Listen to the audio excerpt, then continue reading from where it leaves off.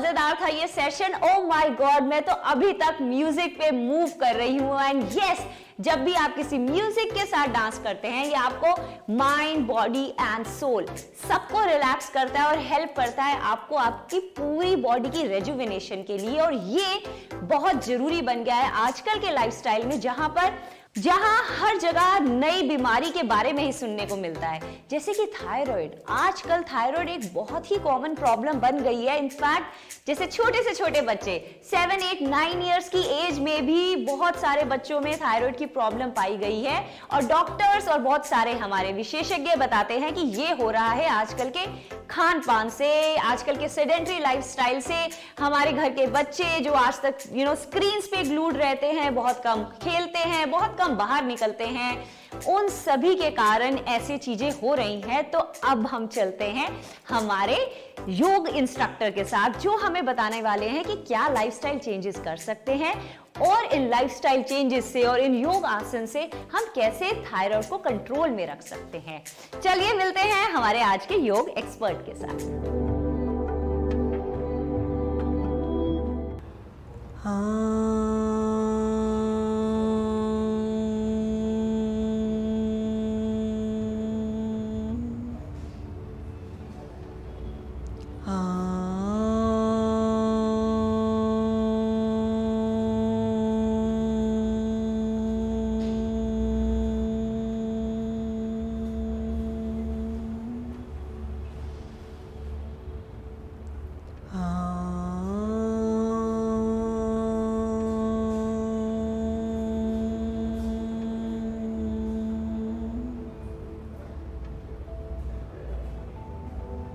सभी मित्रों को मेरा बहुत बहुत नमस्कार, आदाब। मैं ओशन सतीजा आज के इस कार्यक्रम में आप सभी का बहुत बहुत स्वागत करती हूँ।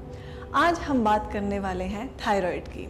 थायराइड एक छोटा सा ग्लैंड है बटरफ्लाई के शेप में, जो हमारे गले में होता है। यह हमारे पूरे शरीर का मेटाबॉलिज्म बैलेंस करता है और मेंटेन करता है।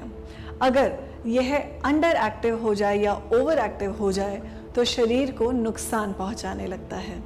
जब यह अंडर एक्टिव होता है तो यह कम हार्मोन सेक्रीट करता है और हमारा जो मेटाबॉलिज्म है वो धीमा हो जाता है। इसी कारण हमारा वेट भी बढ़ने लगता है। इसे हम हाइपोथायराइडिज्म कहते हैं।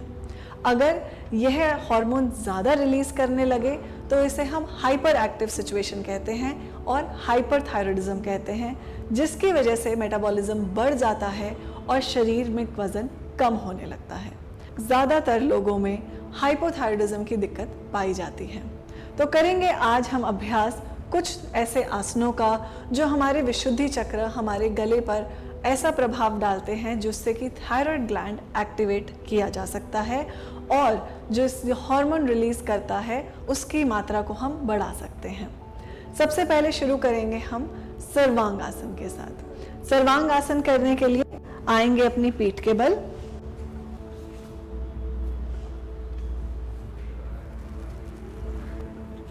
दोनों घुटनों को मोड़कर जमीन पर रखेंगे और लेकर आएंगे अपने घुटनों को अपने छाती के तल पर। यही से कोशिश करेंगे अपने नितंब को ऊपर की ओर उठाने का और अपनी कमर को सपोर्ट करेंगे अपने हाथों के साथ।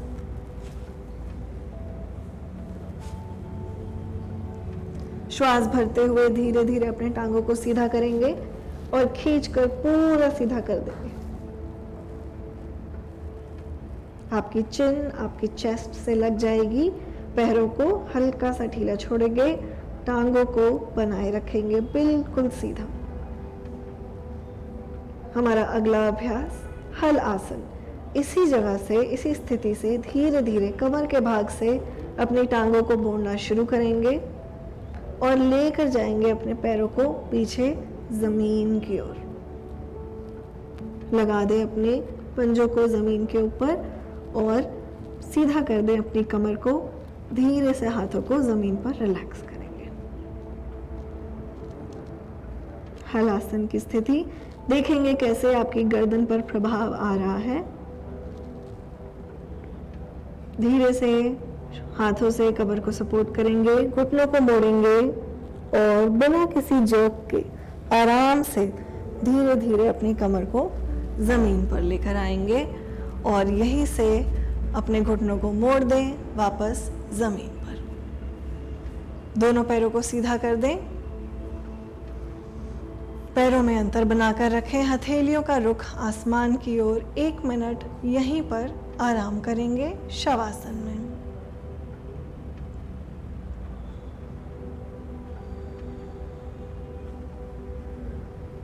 जैसे आपकी श्वासों की गति धीमी होती जाए तो वहीं से देखेंगे अपने शरीर में आते हुए सूक्ष्म परिवर्तन को। वापस आने के लिए घुटनों को मोड़ेंगे और अपने राइट साइड की तरफ, अपने लेफ्ट या राइट साइड की तरफ बेंड हो जाएंगे। हाथ को रखेंगे सामने की ओर। अपने एक हाथ का तकिया बना ले, दूसरी हाथ को छाती के सामने रखेंगे। ज़मीन की ओर देखते हुए और ज़मीन पे हाथ डालते हुए धीरे से उठकर बैठेंगे, वापस आएंगे। चलेंगे अपने अगले अभ्यास की तरफ। हमारा अगला अभ्यास है भ्रामरी प्राणायाम। भ्रामरी प्राणायाम हमारे लिए, हमारे विशुद्धि चक्र के लिए बहुत ही लाभदायक है। इसे करने के लिए एक बारी साथ में देखेंगे। लंबा गहरा श्वास भरेंगे, श्वास छोड़ते हुए भ्रमर की तरह गुंजार करेंगे।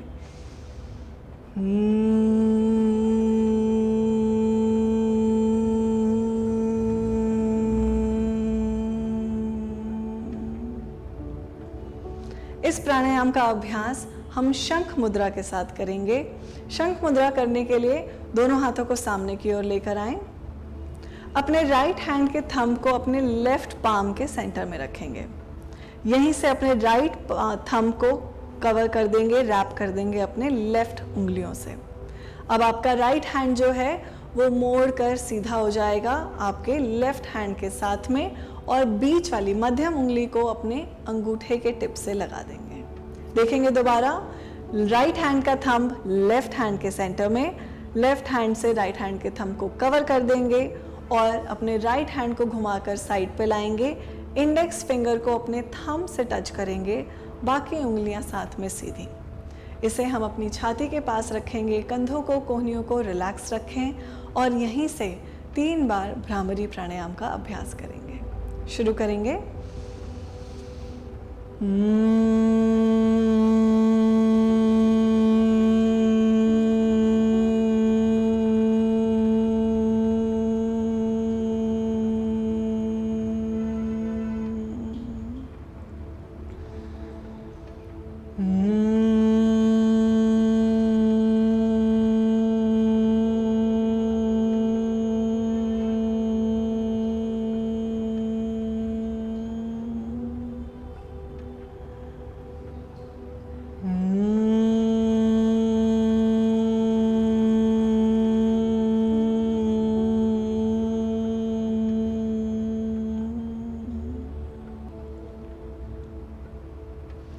धीरे से आंखों को खोल लें, हाथों को रिलैक्स करें। यह प्राणायाम हमें मानसिक तल पर बहुत ही ज़्यादा रिलैक्सेशन प्रदान करता है और हमारे पूरे शरीर में जो इस प्राणायाम की वाइब्रेशंस हैं हम उसे महसूस कर सकते हैं। साथ ही शंख मुद्रा जब आपके हाथ के बीच में होता है, इन्हीं 3 बार के अभ्यास में ही आप देखेंगे कैसे आपको हल्का हल्का सूक्ष्म असर आने लगता है आपके हाथों की प्रक्रिया में, जो धीरे धीरे हमारे पूरे शरीर में फैलने लगता है। एक और मुद्रा है उदान मुद्रा। उदान मुद्रा करने के लिए हम अपने हाथों की पहली 3 उंगलियों को साथ में लेकर आएंगे, छोटी उंगली को सीधा रखेंगे। फिर से देखेंगे, हाथों की 3 उंगलियों को साथ में लेकर आएंगे, छोटी उंगली को सीधा रखेंगे। उदान मुद्रा भी हमारे कंठ से लेकर हमारे सर तक के सभी अंगों को स्वास्थ्य प्रदान करता है और हमारे थायराइड ग्लैंड को स्टिमुलेट करता है, थायराइड बैलेंस करता है। साथ ही गले से रिलेटेड और कोई भी दिक्कत हो, टॉन्सिलाइटिस हो, स्टैमरिंग का इशू हो या फिर आवाज़ और सुरीली करनी हो, उसके लिए भी उदान मुद्रा और शंख मुद्रा दोनों का ही अभ्यास किया जा सकता है। करेंगे अपना अगला और आखिरी अभ्यास अपनी ग्रीवा के लिए। हाथों को किसी भी मुद्रा में रखें, आराम से बैठें। श्वास भरते हुए सर को पीछे की ओर लेकर जाएंगे, चिन को ले जाएं आसमान की ओर, खींच दे पूरा ऊपर की ओर। श्वास छोड़ते हुए धीरे धीरे आगे की ओर लेकर आएंगे, चिन टुवर्ड्स योर चेस्ट। अगर सर्वाइकल की दिक्कत हो तो आगे की ओर ना झुकें। श्वास भरते हुए पीछे की ओर एक बार और ले जाएं, अपने सर को जितना पीछे लेकर जा सकते हैं। महसूस करें अपने गले में आगे आते हुए प्रभाव को। श्वास छोड़ते हुए धीरे धीरे आगे की ओर, चिन टुवर्ड्स योर चेस्ट। महसूस करेंगे अपने गर्दन के पीछे वाले भाग में आते हुए प्रभाव को। Inhale centre, exhale to the right. सर को झुकाएंगे राइट साइड की ओर। श्वास भरते हुए बीच में, श्वास छोड़ते हुए गर्दन को झुकाएंगे लेफ्ट साइड की ओर। एक बार और साथ में करेंगे। श्वास भरते हुए बीच में, श्वास छोड़ते हुए सिर को ले जाएंगे राइट साइड की ओर। लेफ्ट कंधे को चाहे तो धीरे से हल्का सा नीचे खींच सकते हैं। महसूस करेंगे अपनी गर्दन में बढ़ते हुए प्रभाव को। श्वास भरते हुए बीच में, श्वास छोड़ते हुए लेफ्ट। अगला अभ्यास करेंगे। श्वास भरते हुए बीच में, श्वास छोड़ते हुए चिन को लेकर जाएंगे अपने कंधे की ओर, घुमाकर साइडवेज ट्विस्ट करेंगे। श्वास भरते हुए बीच में, श्वास छोड़ते हुए towards your left. Inhale centre, exhale एक बार और करेंगे। चिन को ले जाएं पूरा, कंधों के साथ मिलाने का प्रयास करें। आँखों को चाहे तो बंद रख सकते हैं और अगर खुली है तो अपने आँखों के तल पे बिल्कुल सामने देखेंगे। श्वास भरते हुए बीच में, श्वास छोड़ते हुए विपरीत दिशा में। श्वास भरते हुए बीच में आएंगे, चलेंगे अपने आखिरी अभ्यास की तरफ, गर्दन को गोलाकार घुमाना। श्वास भरेंगे, श्वास छोड़ते हुए गर्दन को नीचे की ओर ले जाएं। श्वास भरते हुए क्लॉकवाइज डायरेक्शन में सर को पीछे की ओर लेकर जाएंगे और श्वास छोड़ते हुए आगे की ओर। यहीं से विपरीत दिशा में करेंगे। श्वास भरते हुए पीछे की ओर,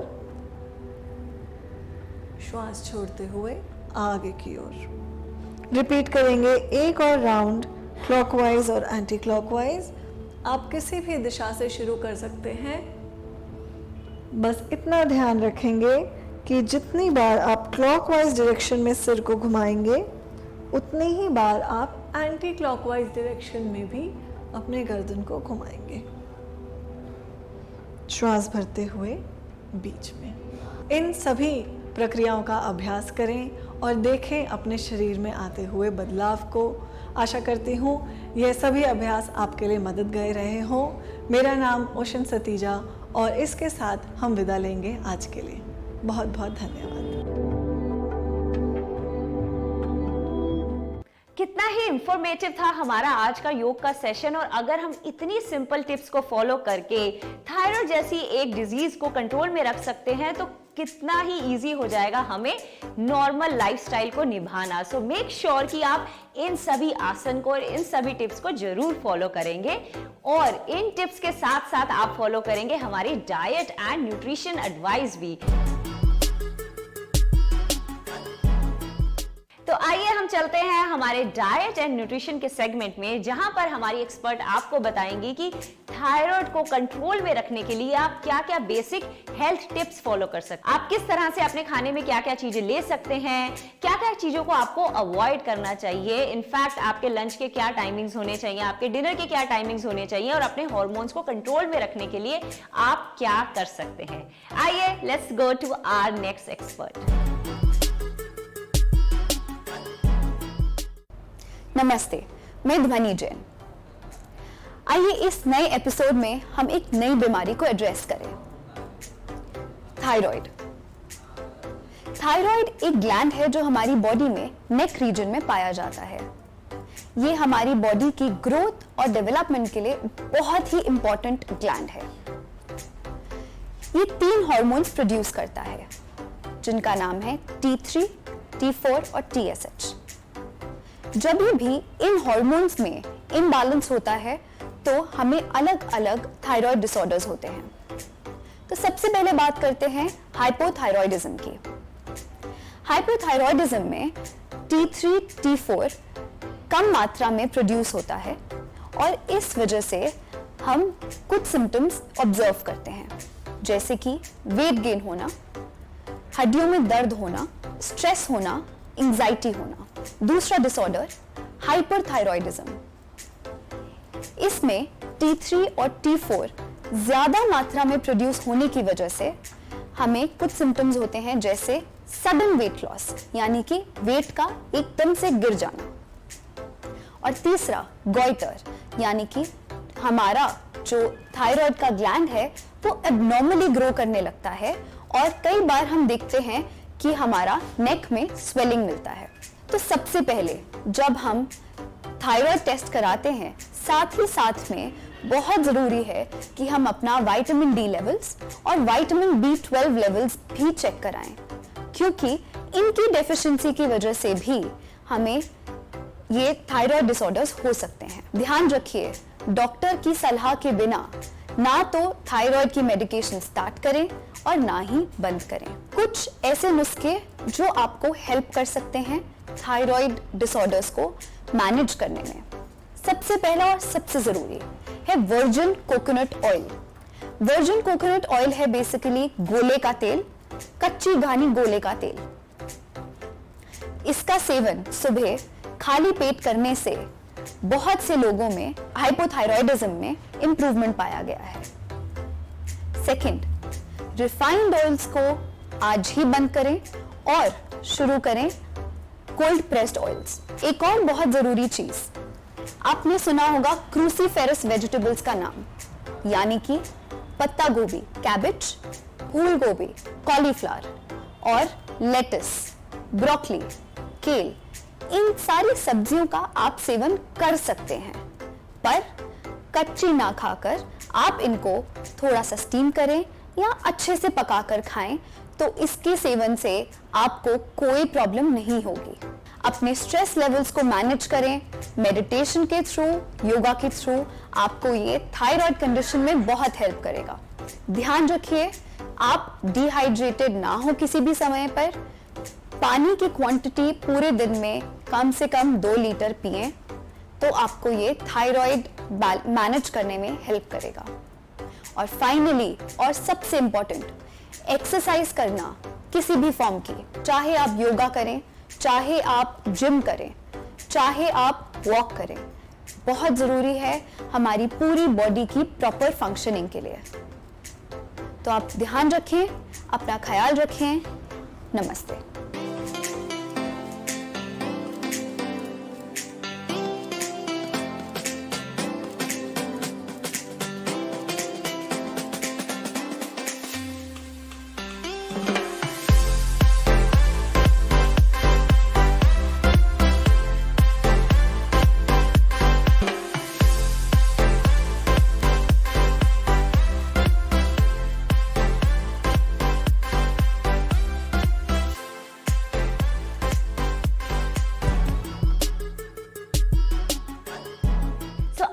शो हमारा बहुत ही इंटरेस्टिंग लगा। हमने स्टार्ट किया जुम्बा से और उसके बाद हमने फॉलो किए डाइट टिप्स एंड आसन जो हेल्प करेंगे आपको थायराइड को कंट्रोल में रखने के लिए। आई होप आपको हमारे ये फिटनेस शोज बहुत पसंद आ रहे होंगे। इनफैक्ट आप अपना फीडबैक हम तक जरूर पहुंचाइए, हमसे बात कीजिए और बताइए कि आप और इस शो में क्या देखना चाहते हैं। हम आपके लिए लेकर आएंगे रेगुलरली हर हफ्ते ये शो, कुछ और नए एक्सपर्ट्स के साथ and best of the tips के साथ। Keep watching fit India, healthy India.